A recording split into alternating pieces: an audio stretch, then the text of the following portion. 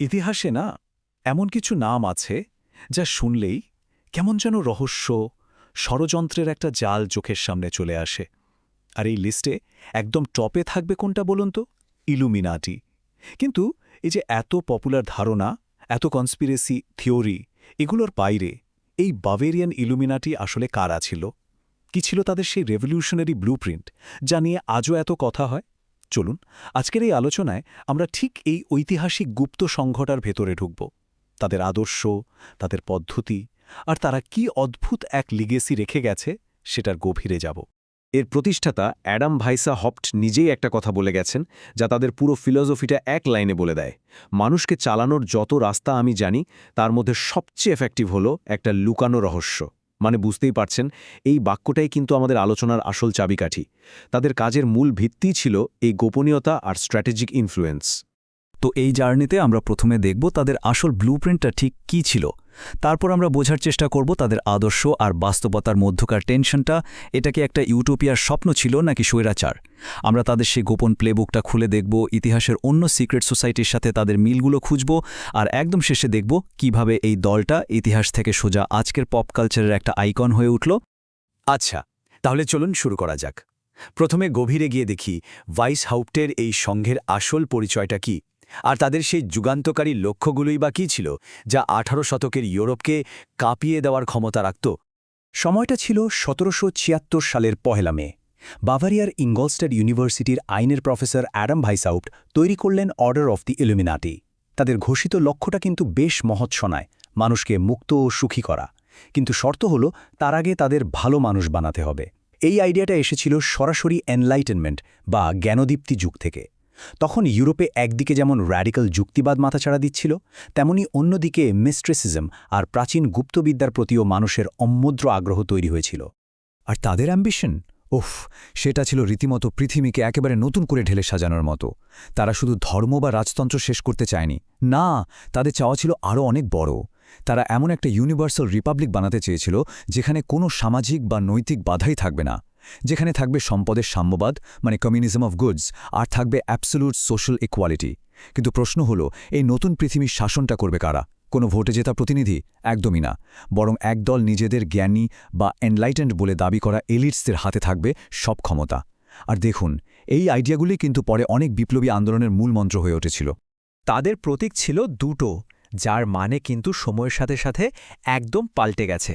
যেমন ধরুন মিনার্ভার প্যাঁচা, এটা ছিল জ্ঞান আর প্রজ্ঞার সিম্বল। আর অল সিং আই, যে আজ কনস্পিরেসি থিওরির একদম সেন্টারে, সেটা তখন কিন্তু ঈশ্বরের প্রতীক ছিল না। ওটা ছিল সংঘের সেই রহস্যময় অদৃশ্য বড় কর্তাদের প্রতীক, যারা সবকিছু দেখছে, সবকিছু কন্ট্রোল করছে।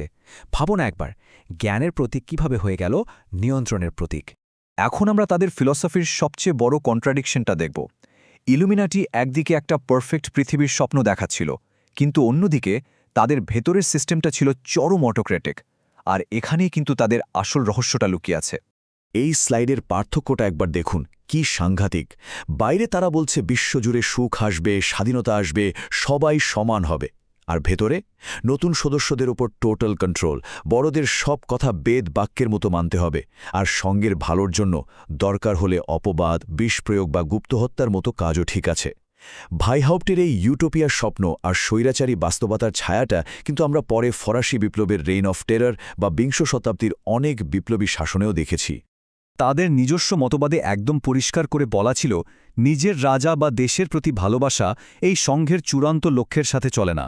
তার মানে আসল কথাটা হলো, সবকিছুর ওপরে থাকবে সংঘের প্রতি প্রশ্নহীন আনুগত্য। দেশপ্রেম, পরিবার, নৈতিকতা কিছুরই জায়গা নেই। একমাত্র লয়্যালটি, সেটা শুধু সংঘের প্রতি। চলুন এবার তাদের সেই সিক্রেট প্লেবুকটা একটু ঘেঁটে দেখা যাক। তারা কিভাবে নিজেদের লক্ষ্য পূরণের জন্য সমাজে প্রভাব বিস্তারের এত নিখুঁত একটা স্ট্র্যাটেজি তৈরি করেছিল। ভাইসহাউপ্টের পদ্ধতিটা ছিল খুবই চালাকির আর স্টেপ বাই স্টেপ।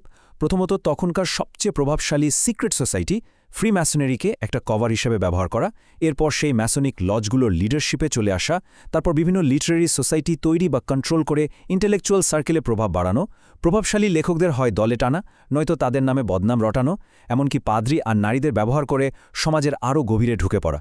তাদের লক্ষ্যটা কিন্তু সরাসরি বিপ্লব ছিল না, বরং ধীরে ধীরে, খুব ধীরে ধীরে জনমতকে নিজেদের দিকে নিয়ে আসা। একটা মজার ব্যাপার কি জানেন, ভাইসামুব নিজে কিন্তু জেসুইটদের কাছে পড়াশোনা করেছিলেন। এই জেসুইটরা ছিল ক্যাথলিক চার্চের এক হাইলি ডিসিপ্লিনড আর স্ট্র্যাটেজিক গ্রুপ। তাদের যে কঠোর হায়ারার্কি আর উদ্দেশ্যই উপায়ের বৈধতা দেয়, মানে এন্ডস জাস্টিফাই দ্য মিনস, এই ফিলসফিটা ভাইসামুব সরাসরি নিজের সঙ্গে কপি পেস্ট করেছিলেন। গোপনীয়তা আর প্রশ্নহীন আনুগত্যের এই পুরো মডেলটা তিনি জেসুইটদের থেকেই নিয়েছিলেন। এখন আমরা দেখব যে ইলুমিনাটি আসলে হুট করে গজিয়ে ওঠা কোনো ঘটনা ছিল না, বরং ইতিহাস জুড়ে একই ধরনের বিপ্লবী গুপ্ত সংঘের যে একটা প্যাটার্ন আমরা দেখি, এটা তারই একটা অংশ মাত্র। এই টেবিলটা কিন্তু দারুণভাবে দেখাচ্ছে যে আলোকিত বা ইলুমিনেটেড হওয়ার ধারণাটা একদমই নতুন কিছু না। পঞ্চদশ শতকে স্পেনের আলুমরাদোস বা ষোড়শ শতকে আফগানিস্তানের রোশানিয়ার মতো গ্রুপগুলোর ফিলোসফির সাথে ভাইসাফটের ইলুমিনাটির অনেক মিল আছে। এরা সবাই চেয়েছে প্রচলিত সিস্টেমটাকে ভেঙে ফেলতে, আর একটা বিশেষ জ্ঞানী বা আলোকিত গোষ্ঠীর শাসনের কথা বলেছে। এই প্যাটার্নটাই প্রমাণ করে যে সমাজের ভেতর থেকে গোপনে পরিবর্তনের এই আইডিয়াটা বহু পুরনো।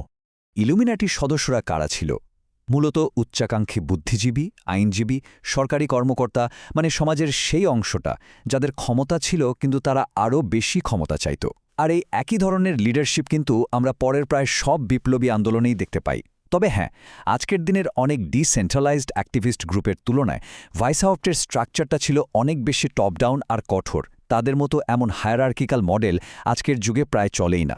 ম্যাসনিক গবেষক ম্যানলি পি হলের একটা ইন্টারেস্টিং কথা আছে। তিনি বলতেন, বাভারিয়ান ইলুমিনাটি আসলে একটা অনেক বড় প্রাচীন আন্দোলনের ছোট্ট একটা অংশ ছিল মাত্র। তার মতে প্রাচীন রহস্যময় জ্ঞানচর্চার যে ধারাগুলো, সেগুলো কখনোই তাদের পুরো জ্ঞান বা শক্তি কোনো একটা সাধারণ প্রতিষ্ঠানের উপর ছেড়ে দেয় না। তার মানে হতে পারে ভাইসাফটের এই সংঘটা একটা লম্বা ইতিহাসের একটা চ্যাপ্টার মাত্র, পুরো বইটা নয়। চলুন এদের একদম শেষ আর সবচেয়ে অদ্ভুত অংশে যাওয়া যাক। মাত্র 10 বছরের মতো টিকে থাকা একটা গুপ্ত সংঘ, তাদের দমন করার শত শত বছর পর কিভাবে আজকের মডার্ন মিথোলজির একটা সেন্ট্রাল ক্যারেক্টার হয়ে উঠল। এই টাইমলাইনটা তাদের বিবর্তনের একটা অবিশ্বাস্য ছবি দেখাচ্ছে। মেরি শেলির ফ্র্যাঙ্কেনস্টাইন উপন্যাসের সেটিং ছিল ভাইসাফটের শহর ইঙ্গলস্টাড। এরপর বিভিন্ন কনস্পিরেসি থিওরিতে ফরাসি আর বলশেভিক বিপ্লবের পেছনেও তাদের হাত আছে বলে দাবি করা হলো। আর এখনকার সময়ে এসে তো ড্যান ব্রাউনের উপন্যাস, মার্ভেল কমিক্স, এমনকি ম্যাডোনার গানের মাধ্যমে ইলুমিনাটি শব্দটা পুরোপুরি পপ কালচারের অংশ। ভাবা যায় একটা ঐতিহাসিক গুপ্ত সংঘ আজ রূপ বদলানো গিরগিটি মানবদের সাথে একই ক্যাটাগরিতে চলে এসেছে। কিন্তু আসল সত্যিটা কি? কঠিন বাস্তবতা হল ঐতিহাসিকভাবে কনফার্মড ইলুমিনাটি সদস্যের সংখ্যা ছিল মাত্র 450 মতো। এই ছোট্ট এলিট গ্রুপের আসল কাজের সাথে তাদের আজকের এই কাল্পনিক বিশ্বনিয়ন্ত্রক ভূমিকার তুলনা করলেই বোঝা যায় ইতিহাস সময়ের সাথে সাথে কিভাবে এক অদ্ভুত রূপকথায় পাল্টে যেতে পারে।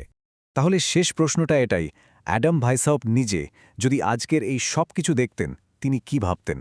তিনি কি হতাশ হতেন যে তার মানুষকে মুক্ত ও সুখী করার সে জ্ঞানদীপ্ত পরিকল্পনাটা বিকৃত হয়ে একটা হাসির খোরাক হয়েছে? নাকি তিনি হয়তো মনে মনে খুশি হতেন যে তার নামটা বেঁচে আছে আর তার বানানো গুপ্ত সংঘটা বাস্তবে না পারলেও অন্তত মানুষের কল্পনায় এমন এক অমরত্ব আর ক্ষমতা পেয়েছে যা তিনি 1776 সালে হয়তো স্বপ্নেও ভাবতে পারেনি?